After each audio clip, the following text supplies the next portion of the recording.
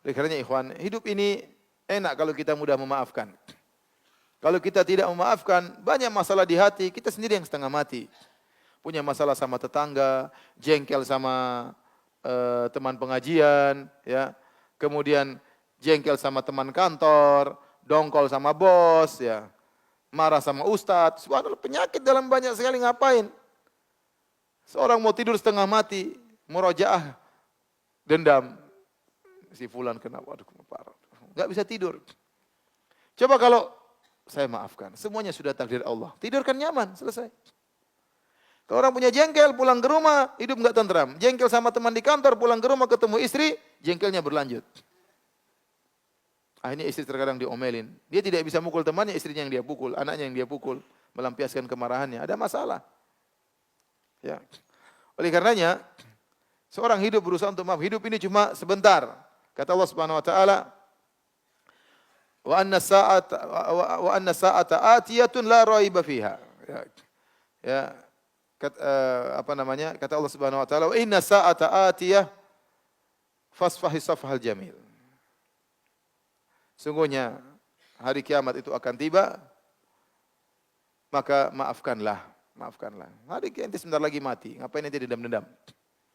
Hidup kita cuma sebentar, kebahagiaan kita ada, ngapain kita rusak dengan kemarahan? Orang punya masalah ya sudahlah. Kita bilang ini sudah takdir, dosa-dosa saya banyak, makanya dia ada masalah sama saya. Ya sudah ditakdirkan oleh Allah, enggak bisa kita hindari. 50.000 tahun sebelum Allah ciptakan langit dan bumi, sudah ditakdirkan dia bikin masalah sama saya. Mau apa? Terus ente mau terus-terusan ngomel, ente menyiksa diri. Saya bilang, saya dikirim sama sebagian teman, Ustadz ini ada orang mencela Ustadz. Saya hapus langsung, saya delete. Saya enggak mau nonton. Ngapain saya lagi bahagia, terusik gara-gara dia.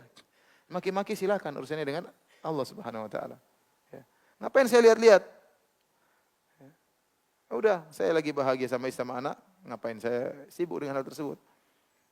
Ya. Kalau enggak, saya maafkan ya udahlah, maafkan apa? Ngapain saya pikirkan? Jadi ikhwan, kalau antum punya masalah sama orang, sudahlah antum maafkan. Antum pertama kali ucapkan salam, dapat pahala di sisi Allah Subhanahu wa taala. Jangan berkelanjutan. Dan ini sangat penting kepada suami istri. Paling tidak enak kalau punya musuh sama orang dekat, paling enggak enak. Ente punya ribut sama teman kantor, paling enggak enak. Tiap hari ketemu dia. Apalagi satu ruangan, gimana jengkel-jengkelan satu ruangan? Kalau dia ruangan lain masih mending. Kalau ente punya musuh sana jauh di Amerika, enggak apa-apa, ente maki-maki dia, enggak ada masalah. Enggak pernah ketemu, wong dia jauh di sana, naik pesawat 24 jam baru bisa ketemu. Tapi kalau ternyata teman kita ribut satu masjid, bayangkan, kan enggak enak.